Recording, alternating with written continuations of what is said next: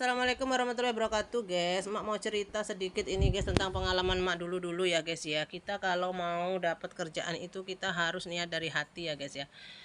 Ini dulu cerita mak pertama kali pengalaman mak dulu dapat kerja gitu ya. Nggak tahu kenapa ya, mak tuh dari dulu memang keturunan orang susah gitu ya. Orang tua tuh memang susah, dari kecil susah, untuk makan susah gitu ya, untuk sekolah aja payah gitu.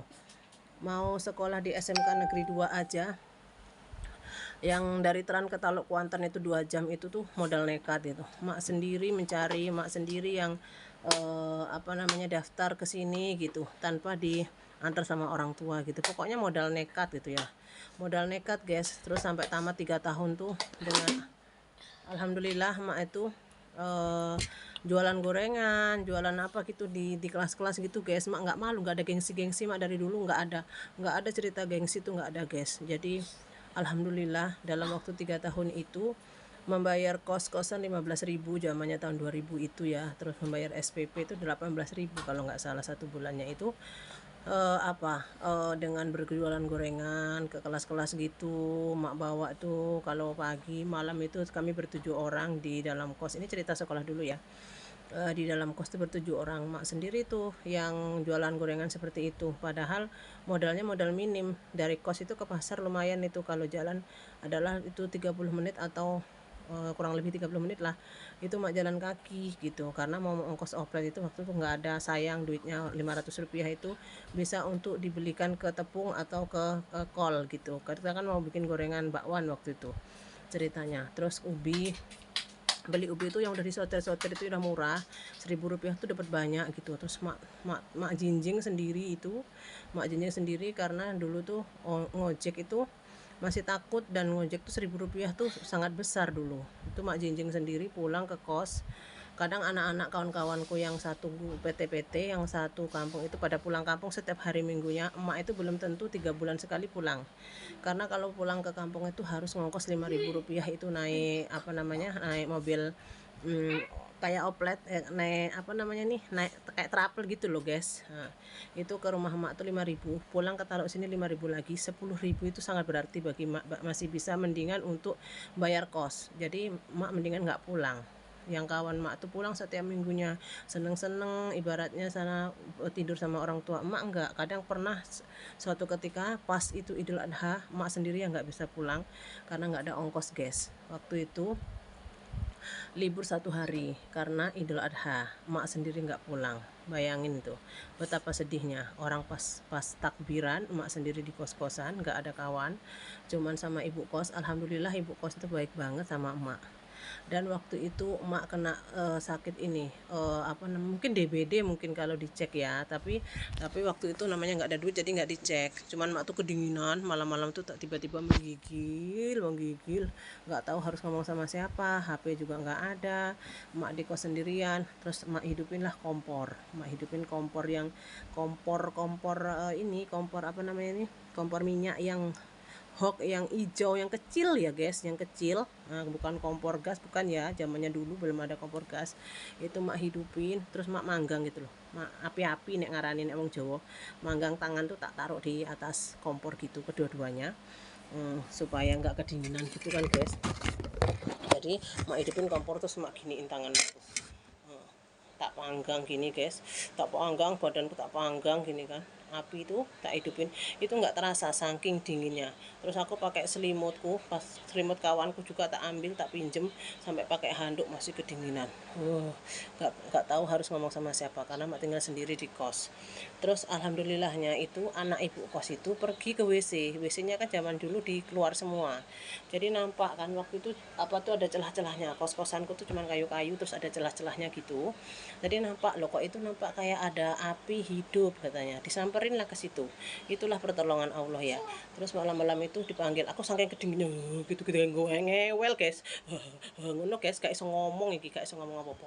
Terus dia bilang, "Loh, Win, iku kok enek kompor hidup?" ngono kan. "Kompormu kok hidup?" tuh kan. Aku udah nggak bisa ngomong. Aku sakit ngono. Sampai mau buka pintu, kunci pintu tuh udah nggak bisa saking ngowelnya. Nah, iku terus dengan sangat susah payah tak buka pintu nih, kunci nih kan. masuklah itu, dipanggillah ibu kos, kemudian iki Mbak Win sakit gitu kan, terus aku dikasih air panas sama ibu kosku itu. Nah, terus ditemenin sama ibu kos tuh tidur sampai pagi di situ, tapi aku nggak bisa tidur, pokoknya ditemenin gitu, ibu kosku rela nemenin aku di kos-kosan itu sampai pagi, orang aku nggak ada temen. Terus dikasih minum apa ya waktu itu kak, aku gak ngerti mbah apa, kayak rendaman daun apa lah ya, gak tau lah, pokoknya herbal, mbah daun teh, mbah daun apa, mbah daun jambu, gak tau lah. Nah itu diminumin terus pakai air hangat. Alhamdulillah besoknya agak-agak enak badanku besoknya, terus bisa tidur paginya itu karena pas libur itu kan. Itu besoknya baru kawan-kawan tuh pada datang. Terus kayak mana dulu ya, surat-suratan lewat rapel kalau nggak salah, dek rapel itu loh, ibu kosku itu nulis surat tinggal mamaku, nek gak salah ngono di ceritanya, aku ya lali iku, ngomongin kalau mamaku nek anaknya loro iki siwin sakit di kos gitu. Ih segitunya menderitanya dulu itu guys. Alhamdulillahnya terus mama aku pergi ke sini dari Tran itu, naik trapel ke sini, ke Taluk sini, ke kosku nengok aku. Terus aku dibawa berobat ke bidan apa nengok apa ngono pas kayak guys, disuntik aku kan, malaria katanya, malaria mendingin gitu. Terus disuntik lah, wis disuntik iku wis penak, wis 2 hari nggak sekolah. Ikulah pengalamanku, marep sekolah, aku karep kerja, arep apa tuh aku berjuang dewe guys. Mama aku kesini itu ya cuman karena mau nemuin aku pas sedang sakit, kalau enggak ya enggak tahu kosnya mana, enggak tahu sekolahannya mana, enggak, pokoknya tak urus dewi. Kawan-kawanku tuh pada dianterin sama orang tuanya semuanya, aku sendiri yang enggak, nyari kos sendiri, pindah kos ya sendiri, pokoknya daftar sekolah sendiri, KB sendiri sendiri. Ya pertama nih ya diongkosi karo mamaku, ya diongkosi diongkosi nggo naik trapel ya diongkosi. Pertama-tamanya aku kan nggak langsung jual gorengan ya guys, aku udah kelas 2 nih gak salah jual gorengannya itu guys, karena semakin sulit ekonomi keluarga kan. Jadi aku nggak mau putus di tengah jalan, jadi pas kelas 2 itu aku putuskan, padahal aku yang nggak ada kepinteran membuat bakwan, nggak ada kepinteran. Kalau sekarang tinggal ngetik Google cara bikin bakwan penak ya guys, kalau dulu nggak, nanti harus berpikir sendiri, otodidak. Nah aku neng kantin kui belajar, bukan aku jajan.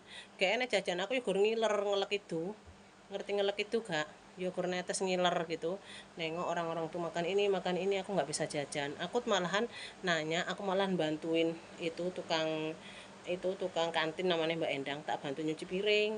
Kadang-kadang aku yo dek ngesakne aku dikon mangan lontong, alhamdulillah Nah, ikulah guys, iku malah aku njaluk ilmu nih, cara gawe bakwane piye, Mbak.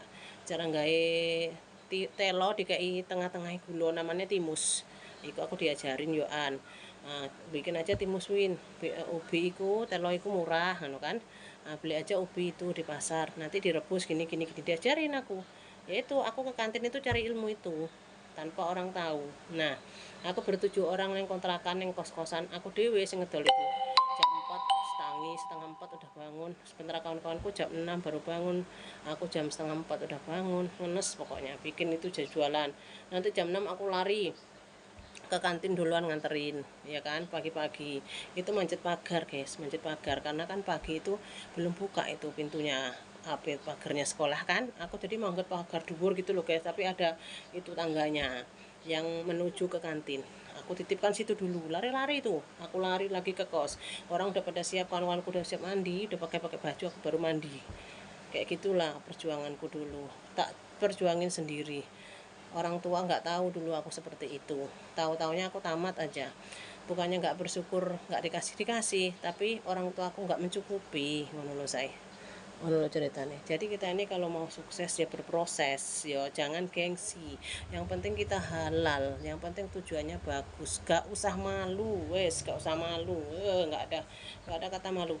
Aku tuh pergi jualan kalau pas istirahat nanti kan, tak bawa itu gorengannya ke kelas-kelas sebelah. Nah, aku kan jurusan penjualan 2, nanti ke penjualan 1, nanti ke jurusan akuntansi, ke jurusan sekretaris gitu. Kadang ada anak-anak tuh yang membuli ya, kalau bahasa sekarang membuli. Nanti makannya 2, ngomongnya 1, dimakannya 5, makanya ngomongnya 2, kadang nggak dibayar. Kadang apa ini ndak loma, nggak tuh bayar ngono. Yo wes, aku ya udah nggak dibayar ya wes nggak apa-apa gitu. Gitulah guys perjuangan mak. Ada yang nelpon guys. Nanti kita lanjutkan cerita kita ya. Pokoknya tetap semangat.